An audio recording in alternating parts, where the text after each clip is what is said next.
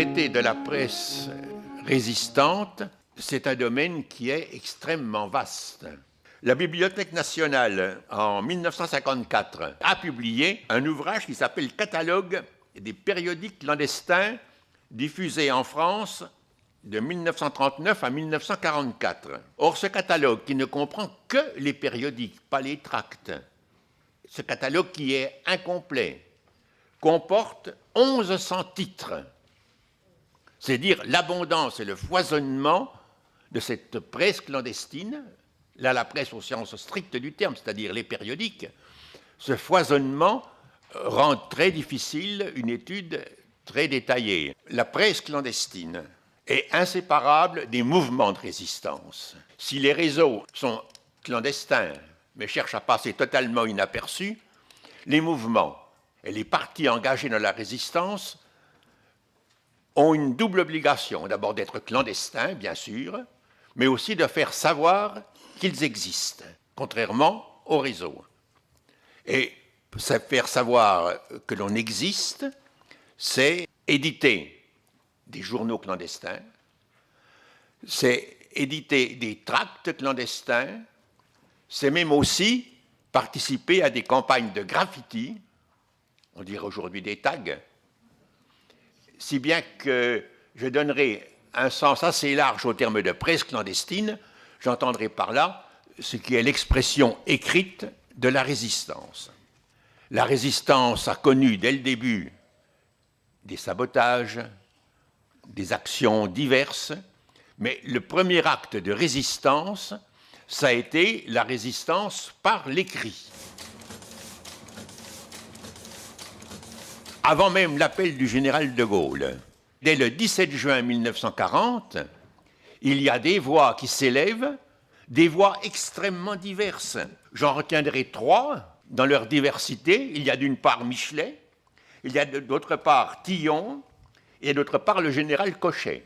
Leur discours est tout à fait différent, mais tous s'élèvent contre cette capitulation de la France. Les tracts sont diffusés, sont reproduits le 17 et sont diffusés dans les jours qui suivent. Le 14 septembre 1940, le militaire Befehlshaber in Frankreich, c'est-à-dire le chef des troupes d'occupation allemandes en France, ordonne, le 14 septembre 1940, toutes les personnes qui entreront en possession de tracts, brochures et imprimés quelconques de caractère anti-allemand ou provenant de sources anti-allemandes devront les remettre immédiatement à la commandanture la plus proche, le cas échéant, par l'intermédiaire des autorités communales. Donc très vite, cette décision du militaire Befehlshaber in Frankreich atteste que le problème se pose déjà, il y a déjà une expression écrite d'opposition à l'occupation et au régime de Vichy.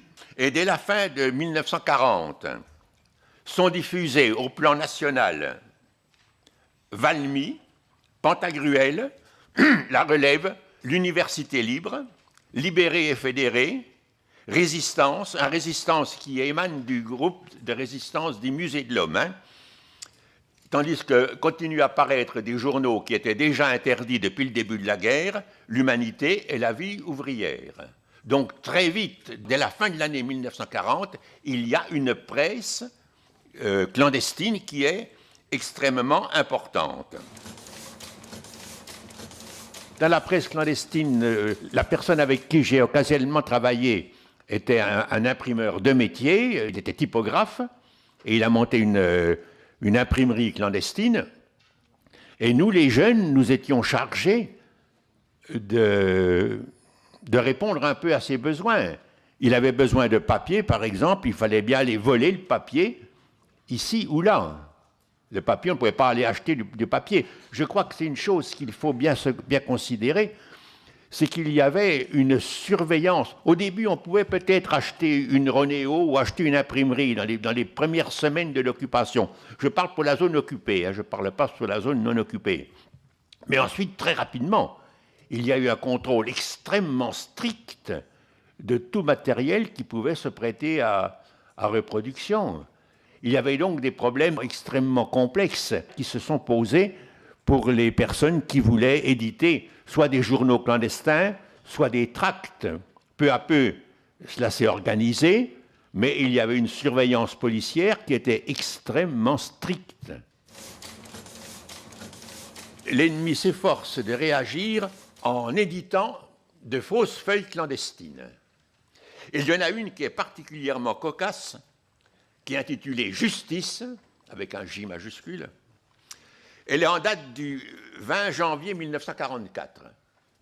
Et cette feuille donne d'abord des informations assez ambiguës, des succès, plutôt des revers allemands, des difficultés allemandes, mais qui tous correspondent à des avancées des communistes, ce qui est donc déjà assez inquiétant. Et à la fin de ce numéro, une nouvelle est présentée comme réjouissante. Alors je vous donne le texte exact de cette nouvelle telle que publiée dans ce tract nazi destiné à jeter le trouble. Le décret sur la nationalisation des femmes, je dis bien la nationalisation des femmes, vient d'être mis en vigueur. Avis donc, là c'est moi qui commande, ce n'est plus le journal, avis aux braves bourgeois qui sympathiseraient avec la résistance, les résistants étant tous pour l'ennemi des rouges. Si vous voulez que vos biens, et même vos femmes, soient nationalisés, il faut soutenir la résistance. On imagine bien ce que pouvait dire cette presse des années 43-44, mais on imagine beaucoup moins bien ce que la presse pouvait dire dans les années 40 et 41. Donc, quel pouvait être le fond de ces journaux de résistance dans les premières années de la guerre? Je voudrais d'abord redresser une erreur qui est souvent commise, de dire « on ne savait rien sur les camps de concentration ». J'ai eu un différend avec un de mes très bons amis qui était beaucoup plus âgé que moi. C'était un journaliste, il s'appelait Marlot. Un jour, je lui dis « mais moi, quand je suis arrivé à Dachau, je savais ce que c'était ». Il m'a dit « ça n'est pas possible ». Ben, j'ai dit « si, dans le journal dans lequel tu travailles, est paru en 1939, au mois d'août, un excellent reportage sur Dachau, avec la description des uniformes rayés. Il m'a dit « non, c'est pas possible. On n'a parié un repas, et le repas, je l'ai gagné. » Donc je crois qu'il faut d'abord redresser une erreur. Il est faux de dire qu'en 1939, 1940, même avant, dès 1933, on ne savait pas du tout ce qui se passait en Allemagne. On le savait, mais ça paraissait tellement loin de nous que...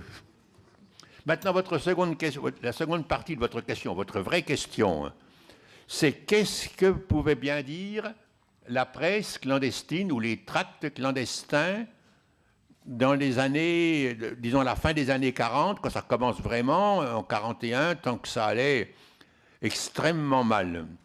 Bien, il donnait des informations, il donnait des articles de fond, il s'efforçait de rappeler le passé, un passé glorieux. Il y a même eu des réflexions extrêmement importantes sur la nature du nazisme, je crois que ces journaux n'étaient pas vides. Naturellement, les nouvelles qui étaient diffusées étaient souvent déformées, souvent fragmentaires, très souvent partiales. Je crois que la presse de la résistance reçoit des nouvelles qui sont plus ou moins sûres, qui sont plus ou moins déformées, que le journaliste, parfois a tendance, le journaliste qui n'est pas forcément un professionnel, qui peut être un amateur, a tendance à un peu à tirer de son côté pour en faire l'usage le plus utile qu'il paraisse.